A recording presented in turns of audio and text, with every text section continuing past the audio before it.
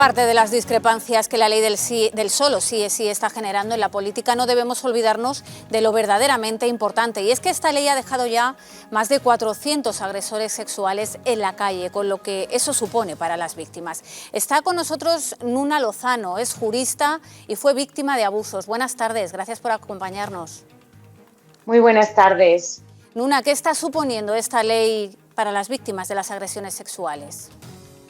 Bueno, en primer lugar, si me permites, yo no me considero ya víctima, yo me considero superviviente de abuso sexual infantil. Este es un matiz que es importante también trasladar a la sociedad, que no somos víctimas para siempre, es solo un matiz que para mí creo que es importante tener en cuenta.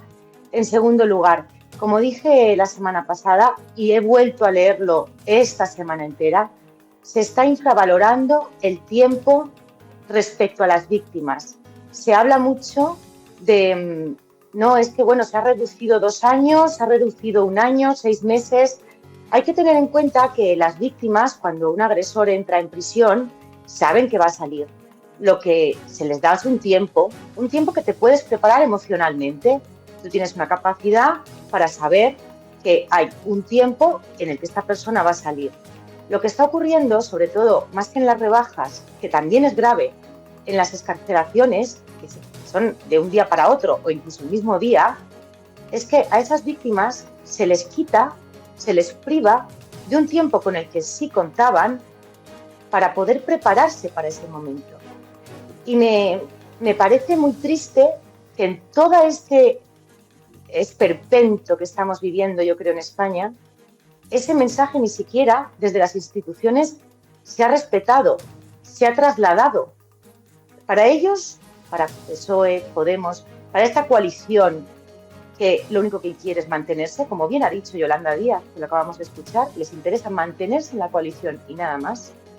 Para estas personas, estos políticos, las víctimas directas de las excarcelaciones no existen. No existen, no les importan. Una buenas tardes. Tú eres jurista. ¿Qué deficiencias tiene esta ley que ha dejado tan desprotegidas a las víctimas, que no les permite tener ese periodo del que nos hablas de preparación mental para ver esa excarcelación de sus agresores? Y por otro lado, ya se está modificando la ley. ¿Qué cambios serían necesarios en esta norma? Bueno, lo que ha quedado totalmente claro es que hubiese bastado, si lo que ellos querían en un primer momento era que no se llamase abuso, un cambio de nomenclatura. Al cambiar las penas, al unir lo que antes era abuso con agresión y encima al bajar las mínimas, hoy por ejemplo tenemos una noticia en la que el Tribunal Supremo se puede ver exactamente lo que ha ocurrido. Se estableció como condena la mínima, al rebajarse la mínima, el Tribunal Supremo aplica en beneficio del reo y además, sobre todo teniendo en cuenta que se aplicó la mínima. ¿Ahora cuál es la mínima? Pues ha pasado de 8 a 6. Y este señor que está en prisión, en lugar de 8 años, va a estar 6. Esta es la realidad. Esto es un caso concreto que ha salido hoy, la noticia. Pero es que además el cambio que viene, pues es lo que había antes. Es una diferenciación cuando hay o no violencia, que es importante tener en cuenta, sobre todo porque si subsumimos diferentes actos de una gravedad diferente en un mismo marco, si el marco lo he reducido hacia la mínima, lo grave también puede ser ahora penado con menos penas, o podría ser, o bueno, puede ser, porque lo que ocurra hoy seguirá juzgándose con la ley sí es sí, Efectivamente. que tiene penas mínimas más bajas. O sea, que lo que ocurra hoy es gravísimo esto. Tiene muchas deficiencias, desde luego, que es lo que está indignando a toda la sociedad en general y a las víctimas, por supuesto.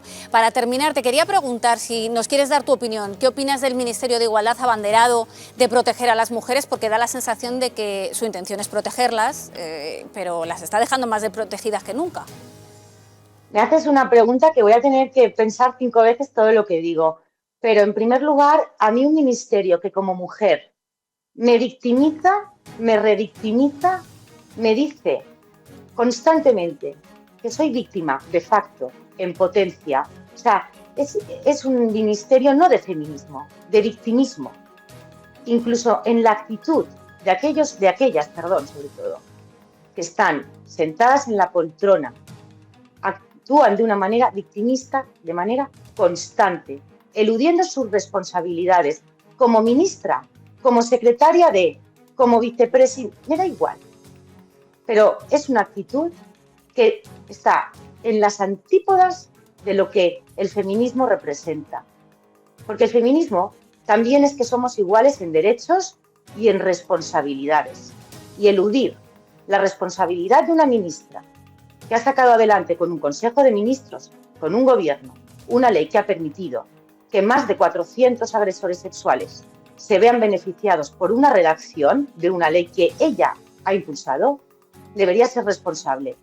Y a mí, lejos de defenderme, me da vergüenza, como mujer y como superviviente de abuso sexual infantil. Como hija, mi madre es superviviente de violencia contra la mujer. Creo que no eres la única que te sientes así, Nuna, muchas mujeres con las que hemos hablado. Me parece indignante, me parece indignante. Sí, se sienten igual que tú, exactamente. Pues muchas gracias por estar con nosotros y por tu testimonio. Gracias. Saludo. Gracias a vosotros. Muy buenas tardes. Buenas tardes.